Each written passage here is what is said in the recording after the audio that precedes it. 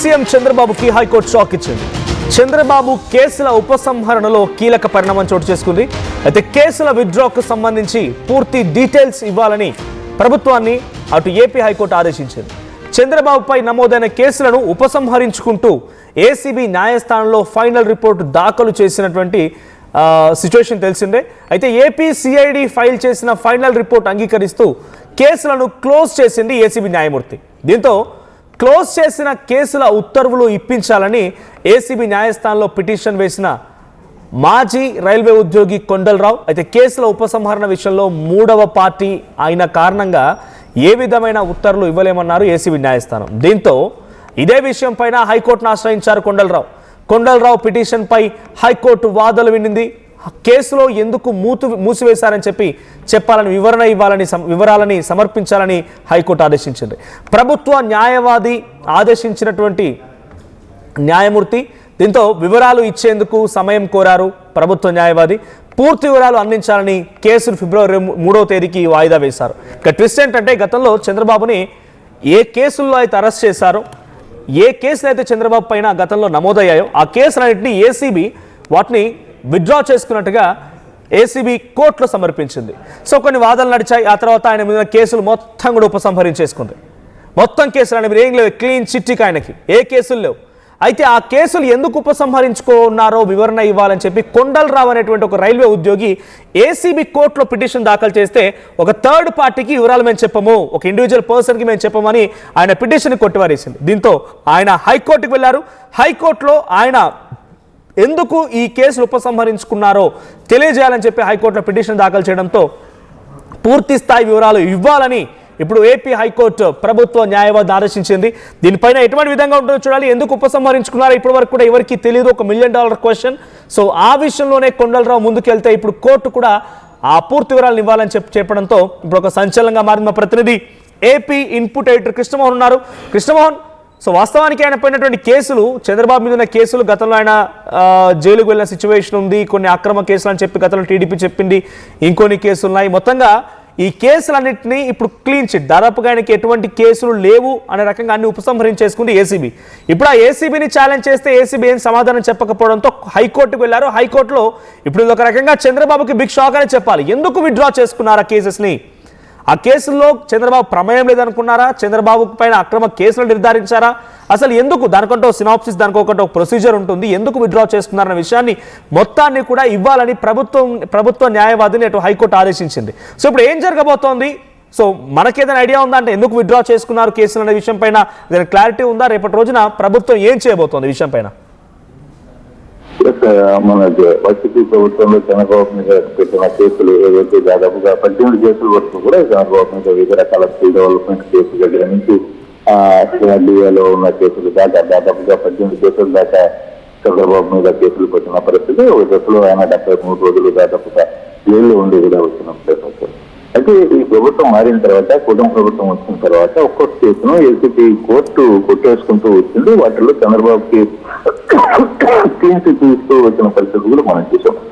దాదాపుగా అన్ని కేసులు చంద్రబాబు మీద నమోదైన కేసులన్నీ కూడా ఏసీపీ కోర్టు పూర్తిగా కూడా దీన్ని కొట్టేసే ప్రయత్నం అయితే చేశారు. ప్రయత్నంలో పూర్తిగా కూడా క్లీన్ చిట్ ఇచ్చే పరిస్థితి. ఎందుకు క్లీన్ చిట్ ఇచ్చారు, కేసులో ఎవరు నిలబడలేదా అనే దాని మీద ఏసీబీ ఎక్కడ కూడా మాకు ఎవరు ఎవిడెన్స్ నిలబడలేదు, నాట్ ఐడెంటిఫైడ్ అనే ఒక చిన్న క్లాజ్ మీద మొత్తం కేసులన్నీ కూడా కొట్టివేసే ప్రయత్నం అయితే చేశారు. ఈ నేపథ్యంలోనే ఈ ఏసీబీ స్థానానికి వేము కొండలరావు, మాజీ రైల్వే ఉద్యోగి వేము కొండలరావు అనే వ్యక్తి ఏసీబీ కోర్టులో వేశారు. ఎందుకు ఈ కేసుల్ని కొట్టేస్తున్నారు, ఈ కేసుకి సంబంధించిన వివరాలు మీరు పూర్తిగా తెలియజేయాలి, ఎందుకు చంద్రబాబుకి క్లీన్ చిట్ ఇచ్చే ప్రయత్నం చేస్తున్నారని. అయితే అప్పుడు ఏసీబీ కోర్టు మీరు థర్డ్ పార్టీ కాబట్టి మీకు దీనికి సంబంధించిన వివరాలు ఇవ్వాలని అవకాశం లేదు, మేము ఇవ్వాలన్న పరిస్థితులు మాకు ఎక్కడ లేవు, అందుకని మేము హోమ్ అని చెప్పిన తర్వాత సో అదే విధంగా కొండలరావు నేరుగా హైకోర్టు పిటిషన్ దాఖలు చేస్తారు. ఈ రోజు హైకోర్టు తరఫున జగన్ కుమార్ ఈ కేసును వాదించే ప్రయత్నం చేశారు. ఈ కేసులో చాలా గట్టిగా ఆయన ప్రయత్నించే ప్రయత్నం అయితే చేశారు. ఏదంటే ప్రజాప్రతినిధులు విచారించడానికి ప్రత్యేక న్యాయస్థానం ఉన్నప్పటికీ ఏసీబీ న్యాయస్థానం హడావుడిగా ఈ కేసును ఎందుకు మూసేసింది అనేది ఫస్ట్ పిటిషనర్ అడుగుతున్న ప్రశ్న. భారతదేశ అత్యంత న్యాయస్థానం ఇచ్చిన తీర్పును కనుగొనగా ప్రజాప్రతినిధులు కృష్ణమోహన్ అంటే అంత ఈజీగా జనరల్ గా అయితే ఒక కేసుని కొట్టిపారేరు. అది ఎవరైనా, అది ముఖ్యమంత్రిగా ఉన్నా, మాజీ ముఖ్యమంత్రి అయినా, ఎవరైనా ఇండివిజువల్ పర్సన్ అయినా దానికి వాదనలు జరుగుతూ ఉంటాయి. సో ఏసీబీ కోర్టు ఆ రోజు ఆయనకి క్లీన్ చిట్ ఆ కేసెస్ని విత్డ్రా చేయడానికి పర్మిషన్ ఇచ్చిందంటే ఎటువంటి వాదనలు జరిగి ఉంటాయి? అంటే వాదనలు ఏం లేదు. ఇప్పుడు బేసిక్ గా అక్కడ ఉన్న ఏసీబీ చీఫ్ క్లియర్ గా ఈ కేసులకు సంబంధించిన వ్యవహారంలో మాకు ఎక్కడా కూడా ఆ మనుషులకు సంబంధించి, అదే నేను నాకు మీకు చెప్తున్నాను, నాట్ ఐడెంటిఫై అనే ఒక పదాన్ని అడ్డం పెట్టుకొని ఈ కేసుని పూర్తిగా కూడా కొట్టివేశారు అనేది చాలా క్లియర్ గా మనకి ఆ రోజు జరుగుతున్న సమాచారం. ఆ రోజు అవతల ఎవరు కూడా ఈ కేసుకు సంబంధించి వాదించడానికి ముందుకు రాలా. ఓన్లీ ఏసీబీ కోర్టు పిటిషన్ వేసింది, ఆ ఏసీబీ చీఫ్ పిటిషన్ వేశారు, ఆయన క్లీన్ చిట్ ఇచ్చారు. ఏసీబీ కోర్టు దాన్ని చేసినట్టుంది, ఓకే మీ దగ్గర ఎవిడెన్స్ లేదు కాబట్టి చంద్రబాబు క్లీన్ చిట్ ఇచ్చేసింది. దాదాపుగా ఈ నెలలోనే, అంటే గత నెలలోనే డిసెంబర్లోనే దాదాపు 8 కేసులకు క్లీన్ చిట్ ఇచ్చిన పరిస్థితి. కానీ ఇప్పుడు అదే పిటిషనర్ ఏసీబీ కోర్టును ఆశ్రయిస్తే ఐసీబీ కోర్టు సరిగ్గా రెస్పాన్స్ కాకపోయే నేపథ్యంలోనే అతను తిరిగి హైకోర్టుకి ఆశ్రయించాల్సిన పరిస్థితి వచ్చింది. హైకోర్టులో చాలా క్లియర్ గా వాదనలో చాలా ఆసక్తికరమైన వాదన వచ్చాయి. అయితే ఈ కేసులకు సంబంధించి ఒక ప్రజాప్రతినిధుల మీద ఏర్పడ్డ కేసులు ఏవైతే ఉంటాయో వాటిని హడావిడిగా తీర్చడానికి ఈ కేసులకి అసలు రైట్ లేదు. ఏసీబీ కోర్టు దాన్ని స్వీకరించకూడదు.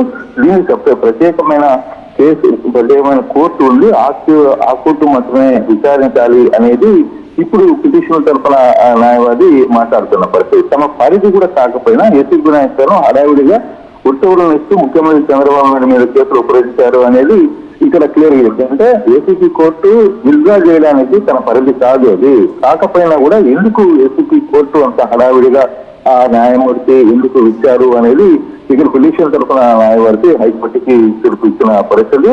అలాగే ఏపీ సిఐడి కూడానే ఫైల్ చేసిన కొన్ని ఫైనల్ రిపోర్టును కూడా ఏసీబీ న్యాయస్థానం చట్ట వ్యతిరేకంగా అంగీకరించింది అనేది పిటిషనర్ చాలా క్లియర్ గా చెప్తున్నారు. ముఖ్యమంత్రి హోదాలో వేల కోట్ల రూపాయలు దోచుకున్నారనే ఆరోపణలో ఉన్న వ్యక్తిపై గంటల రోజులను కేసులు ముగియటం అనేది చట్ట విరుద్ధం అనేది ఇలా వాదన. సో ఆ విధంగా కొత్త ఇప్పుడు వాదన జరిగిన నేపథ్యంలోనే కేసులు ఎందుకు మూసివేశారో తక్షణం వివరాలు సమర్పించాలని ప్రభుత్వ గవర్నమెంట్ న్యాయవాదికి ప్రత్యేక ఈరోజు హైకోర్టు వాళ్ళకైతే చెప్పింది. సో ఈ సందర్భంలో మూసివేశారు, ఎందుకు మూసివేశారు, ఈ కేసుని తిరిగి ఏం చేయాలి అనే దాని మీద పూర్తి వివరాలు ఫిబ్రవరి 3వ తారీఖు వాయిదా వేస్తూ ఖచ్చితంగా ఈ వివరాలన్నీ కూడా మాకు వివరాలు కలపండి, గవర్నమెంట్ ఎందుకు ఈ కేసును మూసివేస్తుందో క్లియర్ గా చెప్పండి అని చెప్పిన నేపథ్యంలో ఈ కేసు మళ్ళీ కొంత హడావిడిగా తెర మీదకి వచ్చిన పరిస్థితి మనకు కనపడుతుంది. Right, thank you Krishnamohan. So మొత్తంగా ఏపీ సీఎం చంద్రబాబు పైన గతంలో ఏసీబీ నమోదు చేసిన ఆ కేసులన్నింటినీ కూడా స్వయంగా మళ్ళీ ఏసీబీఏ విత్డ్రా చేసుకున్నట్టుగా ఏసీబీ కోర్టులో పెట్టడంతో అటు కేసు అని విత్డ్రాల్ అయిపోయింది. కంప్లీట్గా తనపైన కేసు అన్ని కూడా విత్డ్రా అయిపోయింది. ఇప్పుడు ఆ కేసులు ఎందుకు విత్డ్రా చేసుకోవాలి, ఎందుకు చేసుకున్నారు అని చెప్పి రైల్వే ఉద్యోగి కొండలరావు అనేటువంటి ఒక వ్యక్తి పిటిషన్ దాఖలు చేస్తే ఏసీబీ కోర్టు ఎటువంటి నిర్ణయం ఇవ్వలేదు. అంటే మేము ఇవ్వలేము, అవన్నీ మీరు థర్డ్ పార్టీ అవుతారు, మీకు ఇవ్వము అని చెప్పి ఏసీబీ కోర్టు కొట్టిపారడంతో ఇప్పుడు ఆయన హైకోర్టుకు వెళ్ళారు. హైకోర్టులో సేమ్ రకం పిటిషన్ వేయడంతో ఇప్పుడు హైకోర్టు అడుగుతోంది ఆ ప్రభుత్వ న్యాయవాదిని, ఎందుకు చంద్రబాబు పై నమోదు చేసిన కేసులన్నింటినీ కొట్టివేశారు, మాకు వివరణ ఇవ్వండి, ఆ వివరాలను సమర్పించండి అని చెప్పి ఇప్పుడు హైకోర్టు ఆదేశించింది. మరి హైకోర్టు ఆదేశాలని ఏసీబీ ఎలా తీసుకుంటుంది, దీన్ని ప్రభుత్వం ఎలా తీసుకుంటుంది, మరి ముఖ్యంగా చంద్రబాబు దీనిపై ఎటువంటి రియాక్షన్ ఇస్తారో చూడాలి. సో ఏమైనా అసలు వివరాలు బయటకు వచ్చే అవకాశం ఉంది. మరోసారి దీన్ని ఫిబ్రవరి 3వ తేదీకి వాయిదా వేశారు. సో ఇంకేదైనా జరిగి ఉంటే వాళ్ళ వాయిదాల మీద వాయిదాలు అవుతాయేమో కానీ కేసు వివరాలు అడిగారు కాబట్టి కేసు వివరాలని కోర్టుకు సమర్పిస్తారా, లేదా బయటకు వస్తుందా, లేదంటే ఆ సదరు పిటిషన్ దారుడు కొండలరావుకి అప్పగిస్తారా చూడాలి. సో మీ అభిప్రాయం ఏంటి? చంద్రబాబు తన అధికారాన్ని ఉపయోగించే కేసులు కొట్టిపారేయించుకున్నారా, లేదు నిజంగా తనపైన తప్పుడు కేసులు నమోదయ్యాయి కాబట్టి ఏసీబీ కేసులు కొట్టిపారేసిందా? మీరేమనుకుంటున్నారు? మీ అభిప్రాయాన్ని కామెంట్ చేయండి.